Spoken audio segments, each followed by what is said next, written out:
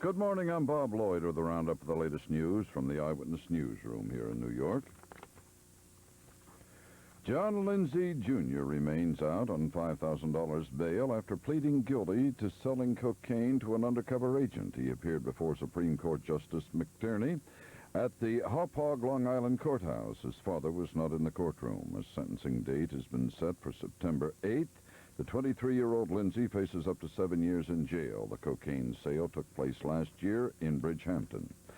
Mayor Koch differs with the California Railroad consultant who called city subway motormen cowboys. The mayor took a rare subway trip yesterday from City Hall to Grand Central. The mayor says the motormen really should be labeled as unsung heroes. He says they have a difficult job and are doing it well. In any event, the so-called cowboys have slowed down. Yesterday's rush hour trains were running as much as 20 minutes behind schedule, and throughout the day, most trains were behind schedule. Westchester County says it will go ahead and file suit against Connecticut and the town of Greenwich. Westchester said it will do so despite an announcement from New York Attorney General Robert Abrams. The trucks will no longer be detoured through the village of Portchester after next Tuesday. Westchester planned to file the suit in U.S. District Court in Manhattan, seeking an injunction prohibiting Connecticut state troopers from stopping trucks at the Greenwich toll plaza of Interstate 95 and sending them through Portchester as a detour around the collapsed Myannis Bridge in Greenwich. The bridge fell on June 28th, killing 3 people and causing interstate animosity between the Nutmeg State and the Golden Apple over who should handle the 90,000 vehicles that had used the bridge daily. While car traffic was handled by the Merritt Parkway, Greenwich, Connecticut steadfastly refused truck traffic, sending it all through neighboring Portchester. Suffolk County police say a 25-year-old Mystic Beach man was struck and killed by a train in Brooklyn last evening. Police spokesman Sergeant Joseph Grimes says the man, tentatively identified as Philip Bolin of 53 Pennant Drive, Mystic Beach, was struck by an eastbound Long Island Railroad train en route to Spionk in Suffolk County at about 8 p.m. He says a witness saw the victim, a construction worker, sitting on the tracks at the time of the accident, which occurred about 600 feet west of Old Stump Road in Brookhaven. New York Governor Mario Cuomo says he'll do everything possible to keep the Grumman aerospace plant operating on Long Island. It means 20,000 jobs and a $500 million payroll for New York State. The company had been entertaining offers to move its operations to Georgia. Governor Cuomo says he's contacted the New York Congressional delegation to try to obtain more defense contracts in an effort to keep Grumman here. New Jersey Representative Marge Rukema is urging a House panel today to support her bill that would give the federal government a role in assuring that parents meet their obligations to pay child support. She says the measure is aimed at a problem that has reached epidemic levels. Her appearance before the House Subcommittee on Public Assistance and Unemployment Compensation came a day after she and several other Republican congresswomen met in the White House with President Reagan to discuss child care and pensions. She says that with non-compliance at epidemic levels, literally millions of families in all economic situations are unable to provide for the basic needs of their children and grandchildren. Her measure would require states to collect child support by withholding wages from the parent responsible for the payments. More news coming up in just a moment. First, these messages.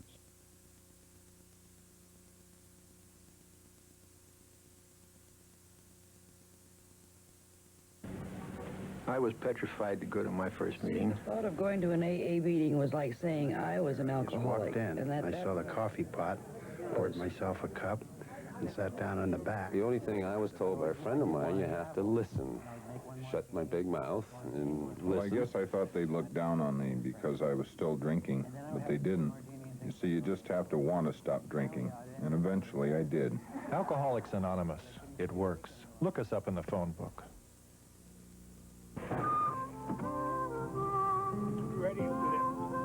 Sometimes you have to use your muscles while you're learning to use your mind. This part-time gardener is a full-time college student. He attends one of the 42 private, predominantly black colleges and universities of the United Negro College Fund.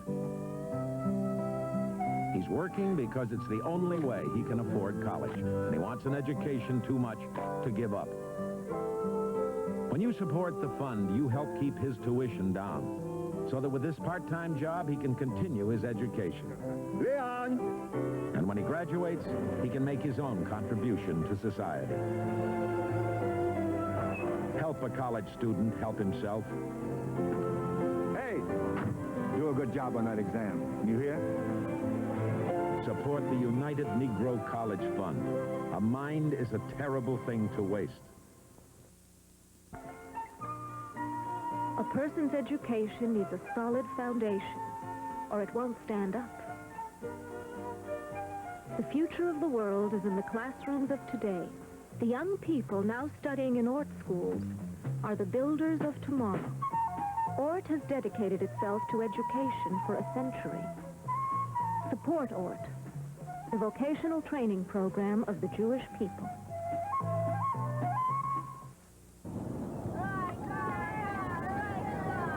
All right, everybody in. Well, who won? Oh, Mike. That's not that bad a question. I think everybody's a winner in a pepper game. All right. You know, there really is a very simple formula for being a winner. Take care of your body. That's right. Work hard and no drugs. Drugs can turn a winner into a loser. If you don't start, you'll never have to stop. Got it? Got it. All right. Back to the news. Senate debate on the $200 billion defense budget for 1984 could extend into a rare Saturday session.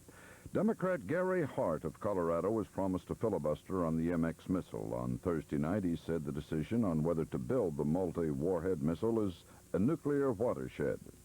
Concluding a one-year, $1 million investigation, the House Ethics Committee is asking the full House to reprimand Democrat Gary Studs of Massachusetts and Republican Daniel Crane of Illinois. Studs admitted having sex with a male page in 1973, and Crane acknowledged he had sex with a female page in 1980.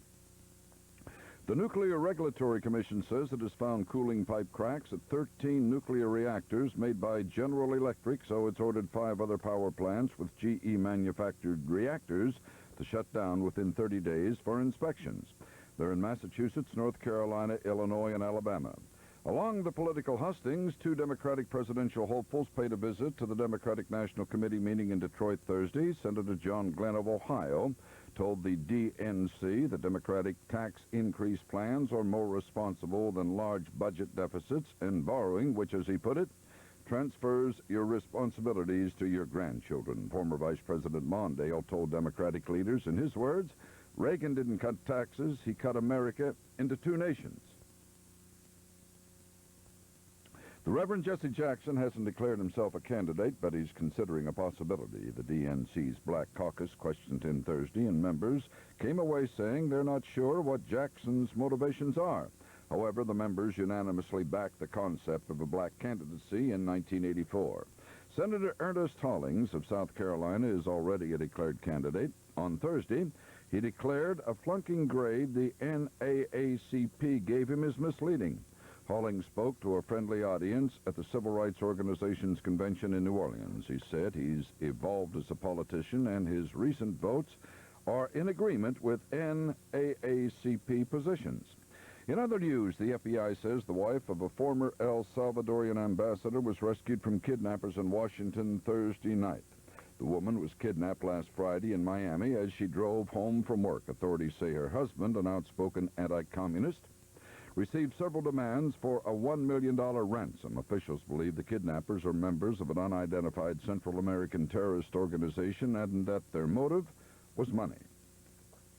This Wall Street item, Allied Corporation has reported net income of $106 million, or $1.55 per share for the second quarter ending June 30th. The income was down from combined figures for Allied and Bendix Corporation during the same period last year prior to their merger. The second quarter report compared to combined net income of $111 million, or $1.86 per share for Allied and Bendix in the same period in 1982. I'll be back with a look at the local sports results plus the weather after these reminders. Work. It gives us confidence and meaning to our lives. These taste testers work in a corporate research laboratory making critical judgments on the effect of sealing compounds on foods. They were hired for their abilities, highly developed sensitivity to taste and odor, not for their disabilities. Some of them are blind. Like other handicapped Americans, they sought to be employed neither above nor below their capabilities. Such creative matching of people and jobs is good citizenship, good business. My friend Keenan Wynn, national chairman of the Better Hearing Institute, personally overcame a hearing loss. There are some 20 million Americans with hearing problems, and most can be helped medically, surgically, with hearing aids, and through rehabilitation. For local help, call toll-free Hearing HelpLine, 800-424-8576, or write Hearing, Box 1840, Washington, D.C. Take it from Keenan and me. You should hear what you're missing.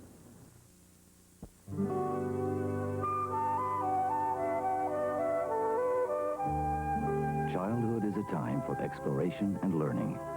To grow into caring, responsible adults, youngsters need guidance, love, and an atmosphere of harmony. Parents are the role models children follow, so it's important that they show affection and kindness. A loving family provides the rich soil in which a child blossoms. See these two symbols? They stand for two important services of your New York State Employment Service. The one on the left for a full staff of experts with facilities for finding qualified job-ready people for any kind of company. Okay, employers? Now, when you see this one, you know there are hundreds of jobs waiting for job-ready applicants. Same symbols, right?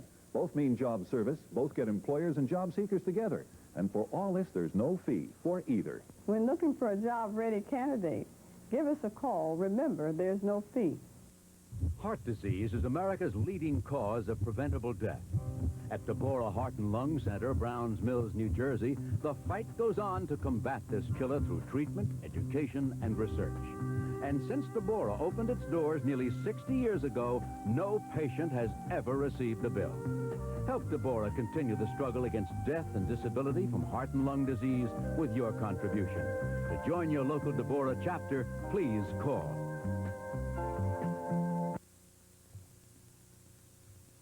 On the local baseball diamonds, Rusty Staub's two-run pinch hit homer in the bottom of the sixth inning led the New York Mets past the Cincinnati Reds 7-4. The blast came off loser Charlie Puleo and made a winner of Tom Seaver. National League All-Star Jesse Orozco hurled the final three innings for the New York to post his eighth game. The Mets tied the game at 4-all when Keith Hernandez cracked a two-run homer in the last of the fifth.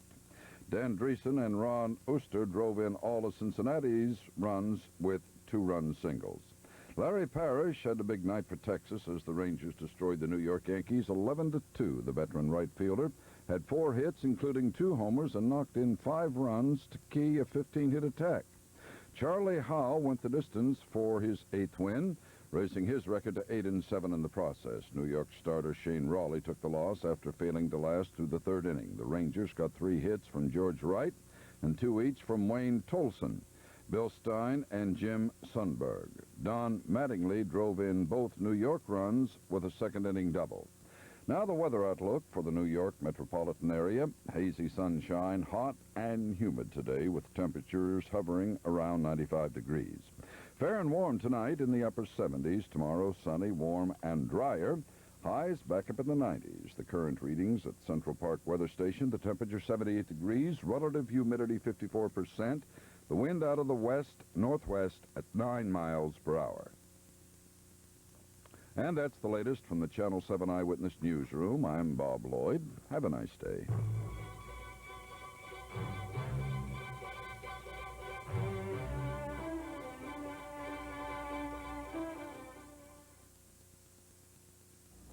Music is part of our life. It represents our culture, our tradition, our beauty. And what's on these walls is not part of that beauty and culture. Pero esto no nos da prestigio, por favor, no pinten las paredes. We got where we are today by wrecking other fighters. That's right, Pop, not by wrecking our city's walls. Look at this, Judge. Graffiti doesn't make your life better. It just makes your neighborhood look worse. They make your mark in society, not on society.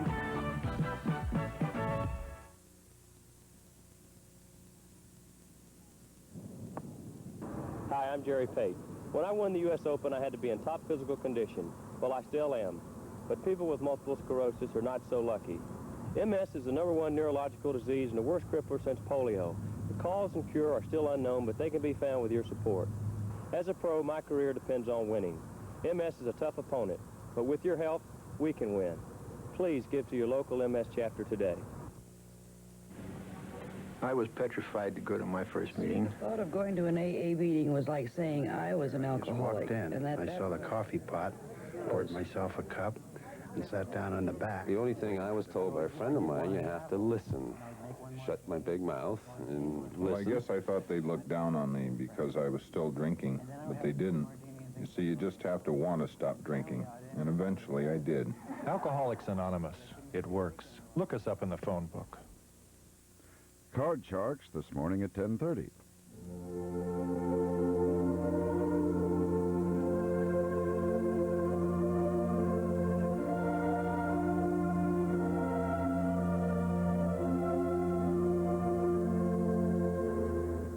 On your TV screen at this very moment, you're looking at a Roman Catholic priest. You're looking at a very happy priest. I was ordained to the holy priesthood of Jesus Christ more than 45 years ago, and I will willingly sign up today to give another 45 years. The very word priesthood implies a life of service, service to people, people in need, service to the hungry and the poor, to the unwanted and those who think they are unwanted. It is this service that has filled the years of my priesthood to the very brim with a happiness that I could never find in any other position in the world. Happiness in the priesthood has come from keeping in touch constantly with people just like you. I've had the privilege of marrying hundreds of couples, baptizing their babies and burying their old folks. In these 45 years, I've offered more than 18,000 masses. I have administered the Eucharist daily, and I've assisted at the sick and the dying. There's real, true joy in bringing the Word of God, the grace of God, the forgiveness of God, and His much-needed consolation to God's people. You are God's people, and it is you who have made me the happy priest that I am. May God's blessings of happiness be with you this day and every day.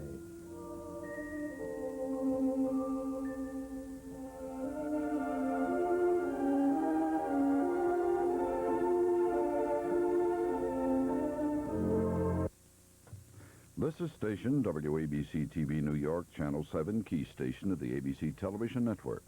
WABC-TV studios are located at the ABC Television Center, 7 Lincoln Square, New York. Programs are transmitted from the top of the World Trade Center in Manhattan with a frequency of 174 to 180 megahertz. WABC-TV operates on Channel 7 by authority of the Federal Communications Commission. Now, speaking for the entire staff, this is Bob Lloyd, wishing you a pleasant good night and inviting you to join us this morning at 5:15 for more outstanding entertainment on Channel 7. And now, ladies and gentlemen, our national...